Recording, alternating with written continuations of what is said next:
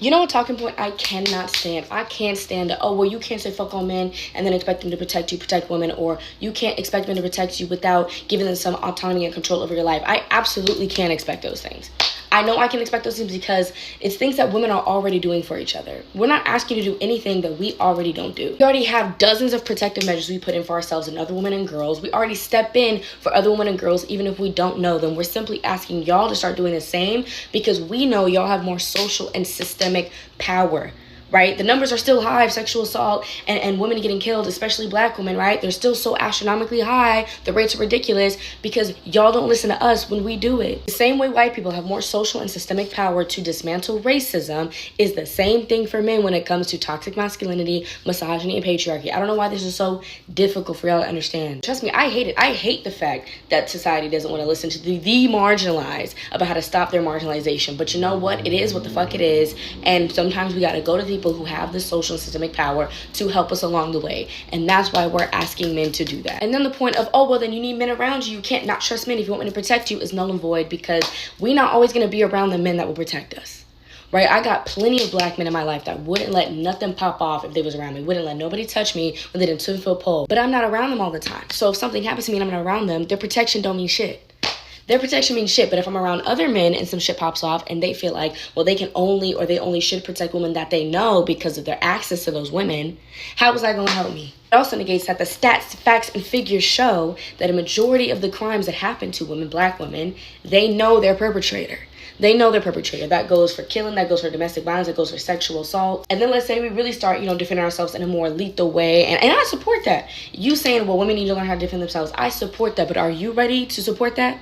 Is the system ready to support that? Because there's women and girls in jail right now who defended themselves from someone who's trying to murder them, rape them, sexually assault them, harass them. Are you ready to start mourning people that you didn't think you would have to mourn? Because some of these creeps, some of these people that be attacking us or harassing us be your homeboys.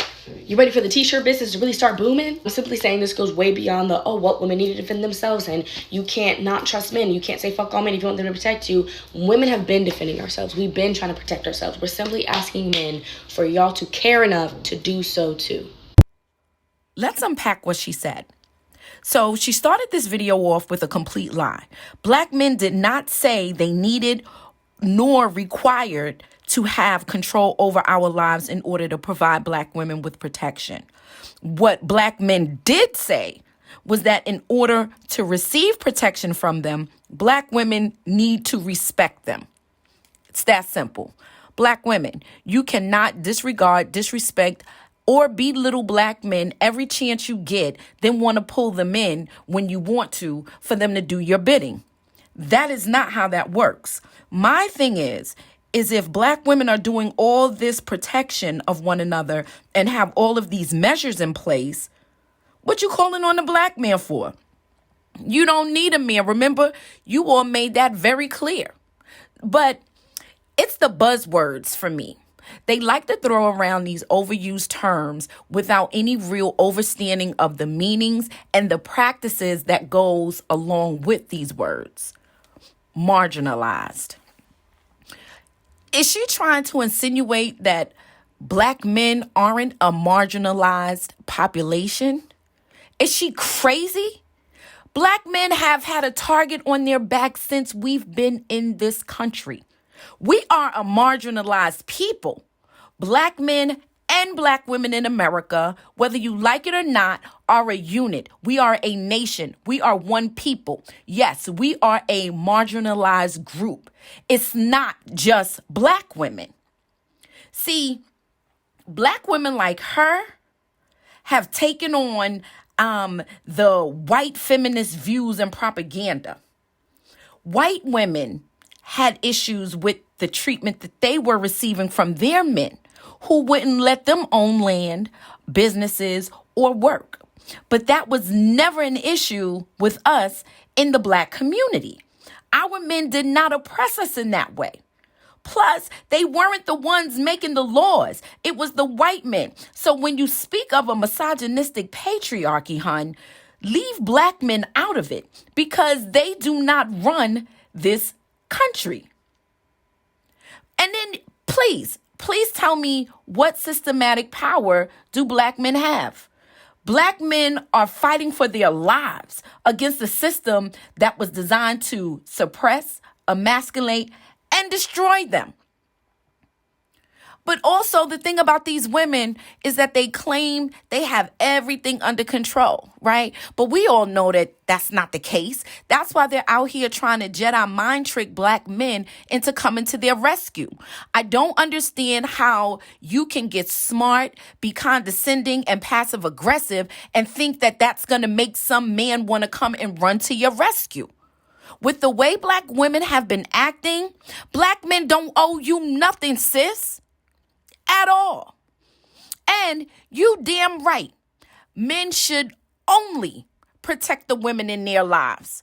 And I say that because of women like the one who claimed a man hit her in the face with a brick, which we found out she lied, or Carly Russell, who claimed that she was kidnapped, which we found out that she lied.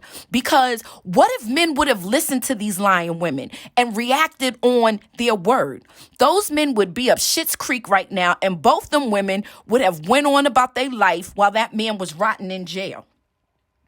Black women, we are out of order and we need correcting. You cannot run around hollering you're independent, don't need a man, being promiscuous, dressing like a whore, then looking for Black men to come and rescue you from the shit that you caused. You can't have it both ways, sis. That is not the way that it works. This is the last thing that I want to touch on that she mentioned in this video. How Black women seem to only be assaulted by Black men when that is far from the truth. And the research shows that. What they're doing with the research is, again, misusing a term, which is intimate partner, to fit their warped narrative. They want to vilify and condemn the Black man so bad that they are blatantly ignoring the fact that Black women are actually being assaulted more while in same-sex relationships than in heterosexual relationships. Let's not forget about the violence that Black women who love them some zaddies, how much violence they face. It's just ironic to me that those cases don't get the attention it deserves from Black women. And I wonder why that is.